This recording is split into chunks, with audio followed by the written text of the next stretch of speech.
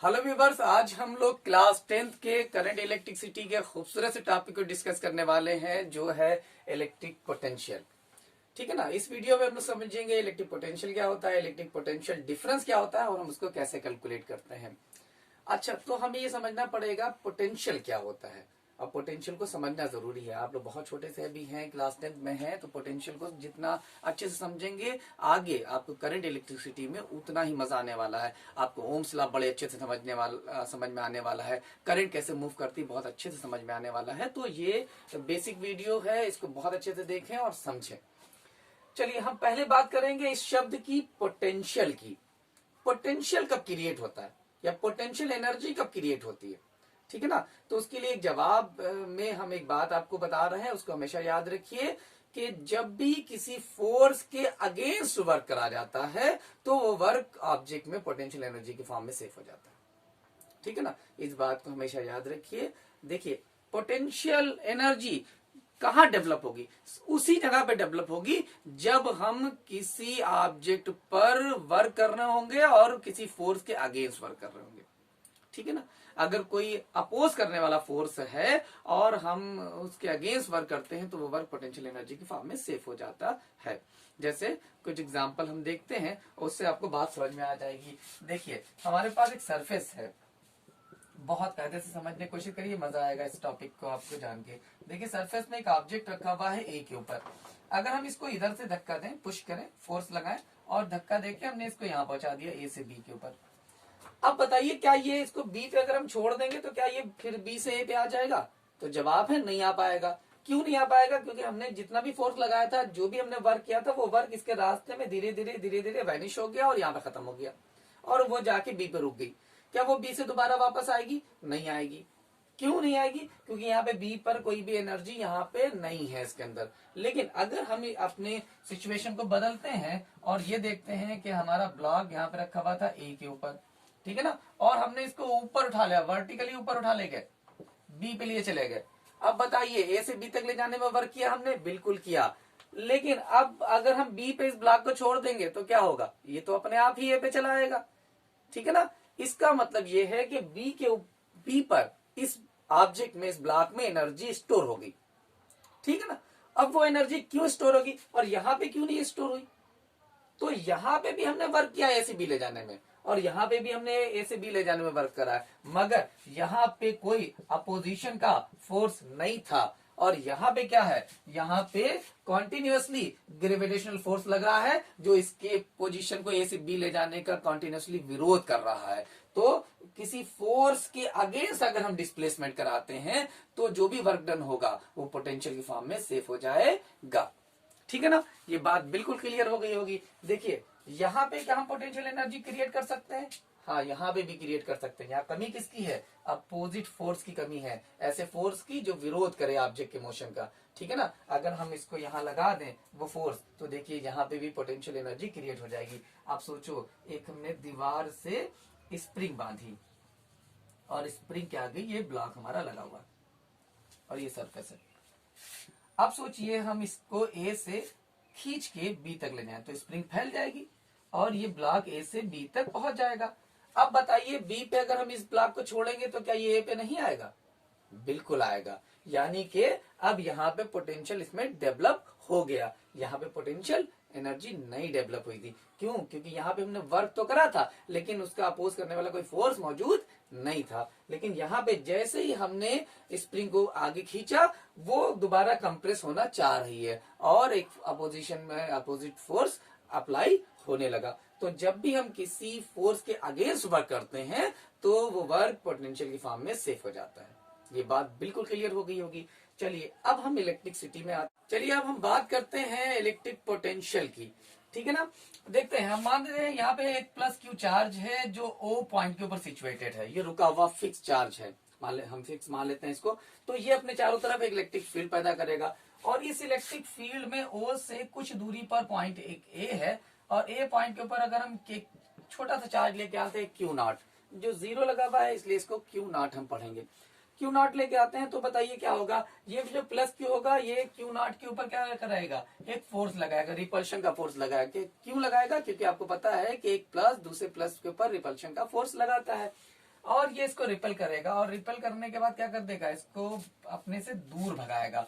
मान लेते हैं कि ये इसके रिपल्शन के जरिए कहाँ पहुंच गया, इनफाइनाइट पे पहुंच गया। कहाँ पहुंच गया, इनफाइनाइट पे। हमने इनफाइनाइट इसलिए माना है क्योंकि हमें कोई दूरी नहीं पता होगी, 1 मीटर दूर गया, 2 मीटर दूर गया, 1 किलोमीटर दूर गया, इसलिए हम क्या मान लेंगे कि ये इनफाइनाइट पे चला गया। देखिए अब देखिए, अब अगर हम इस चार्ज को, इस क्यू नॉट को इनफाइनाइट से उठा के इस ए पॉइंट तक लाना चाहें, तो क्या हम इस फोर्स के अगेंस्ट वर्क करेंगे?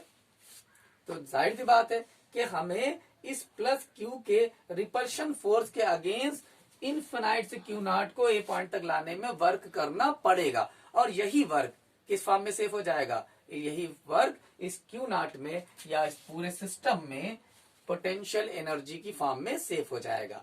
ठीक है ना, बिल्कुल बात समझ में आ गई होगी। अभी हमने इससे पहले बात करी है कि जब भी हम किसी फोर्स के अगेंस्ट वर्क करते हैं तो वहां पोटेंशियल एनर्जी डेवलप हो जाती है। अब यहाँ देखिए, ये रिपल्शन का फोर्स क्या कर रहा है, इस क्यू नॉट को इनफिनाइट से यहां तक आने का विरोध कर रहा है। और अगर हम इस अपोजिशन के फोर्स में, अपोजिट फोर्स में इसको यहां से उठा के यहां तक लाएंगे, तो जो भी हम वर्क करेंगे वो इस सिस्टम की पोटेंशियल एनर्जी की फॉर्म में सेव हो जाएगा। यानी कि देखते हैं हम, इलेक्ट्रिक पोटेंशियल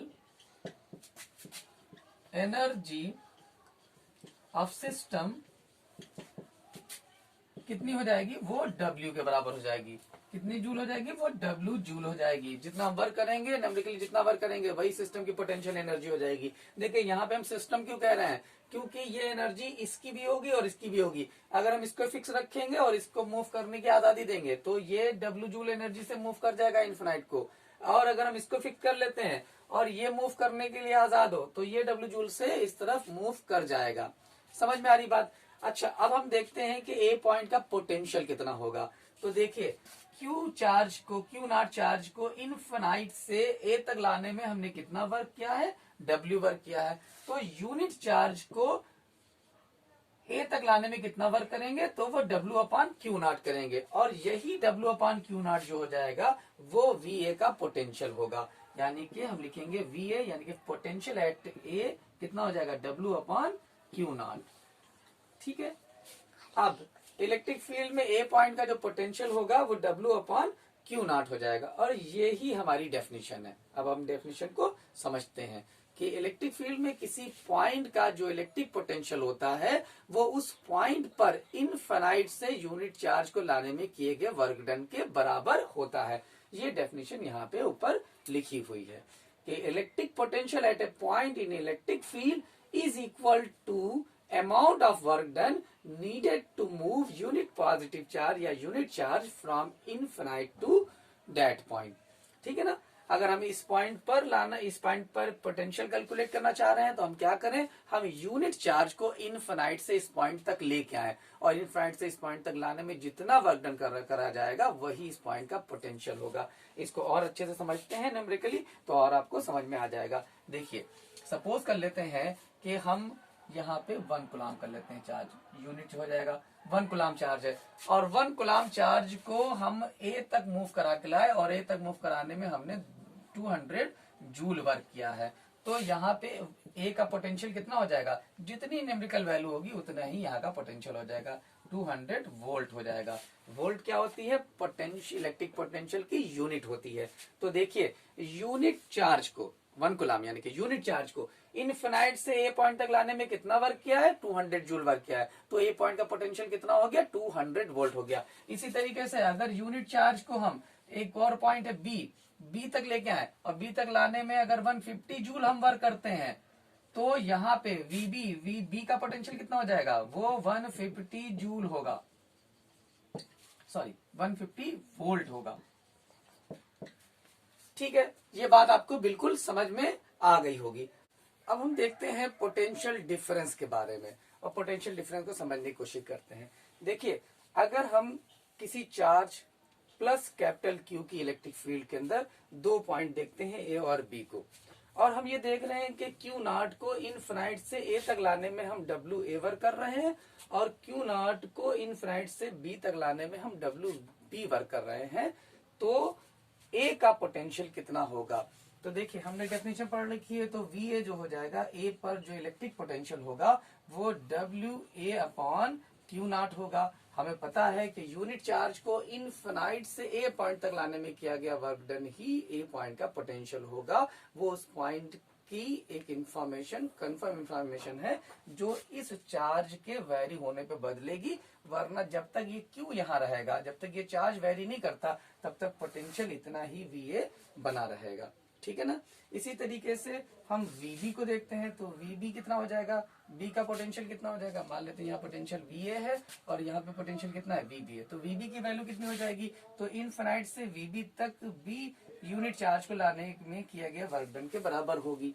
अच्छा, अब हम ये देख रहे हैं कि VA पे जो पोटेंशियल है, जाहिर सी बात है इनफिनाइट से यहाँ तक लाने में किया गया वर्क डन, A तक लाने में किया गया वर्क डन, और इनफिनाइट से B तक लाने में किए गए वर्क डन से बहुत ज्यादा होगा, तो VA पर पोटेंशियल ज्यादा होगा, VB पे कम होगा, तो जाहिर सी बात है कि अब इनके बीच का डिफरेंस होगा। ठीक है ना, इसी डिफरेंस को हम पोटेंशियल डिफरेंस कहते हैं। अब जरा हम VA मसे से VB को घटाएं तो हमें क्या मिलेगा, हमें मिलेगा VA upon Q not minus WA upon Q not minus WB upon Q not. और जब हम इसको हल करेंगे तो हमें ये नजर आएगा कि ये क्यू नॉट डिनोमिनेटर में आ जाएगा और डिनोमिनेटर सेम है तो न्यूमरेटर डायरेक्ट हल हो जाएंगे, तो WA माइनस WB हो जाएगा। अब WA माइनस WB को हम यहाँ चेक करते हैं। देखिए यहाँ से इनफिनाइट से A तक लाने में किया गया वर्क डन WA है, अगर हम उसमें से इनफिनाइट से B तक लाने में किए गए वर्क डन WB को घटा दें तो हमें A से या B से A तक किया गया वर्क डन मिल जाएगा, यानी कि WA माइनस WB की वैल्यू कितनी हो जाएगी, वो W होगी जो कौन सा वर्क डन है, जो B से A तक लाने में किया गया वर्क डन है। तो हमारा potential difference VA minus VB की वैल्यू कितनी हो जाएगी, वो हो जाएगी W अपॉन क्यू नॉट के। बात समझ में आ रही होगी आपको।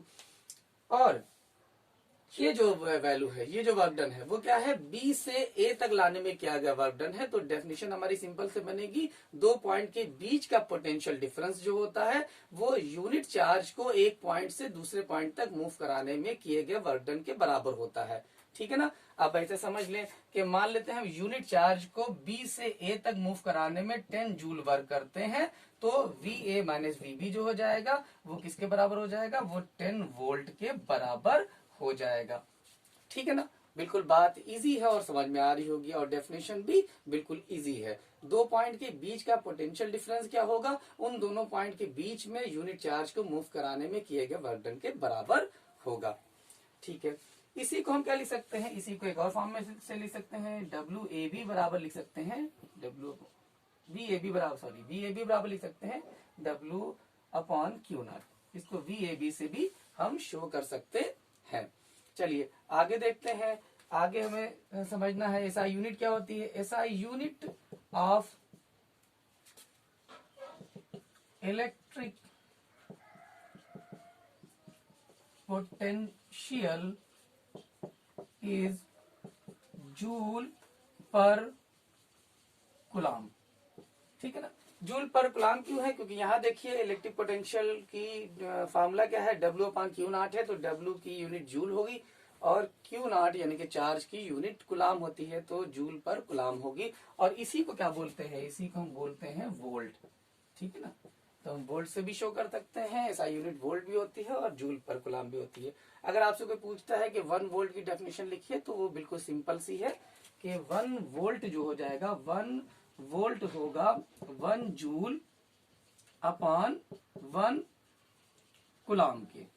ठीक है ना, डेफिनेशन बिल्कुल सीधी सी बनेगी। अगर मेरे पास दो पॉइंट हैं कहीं पे भी A और B, और A से B तक 1 कुलाम चार्ज को ले जाने में अगर हम 1 जूल वर्क करते हैं, A से B तक 1 कुलाम चार्ज को ले जाने में 1 जूल वर्क करते हैं, तो A और B के बीच का जो पोटेंशियल डिफरेंस होगा वो 1 वोल्ट होगा। ठीक है ना, सीधी डेफिनेशन आपकी बनेगी कि दो पॉइंट के बीच में अगर हम 1 कुलाम चार्ज को मूव कराने में 1 जूल वर्क करते हैं तो उनके बीच का पोटेंशियल डिफरेंस 1 वोल्ट होगा।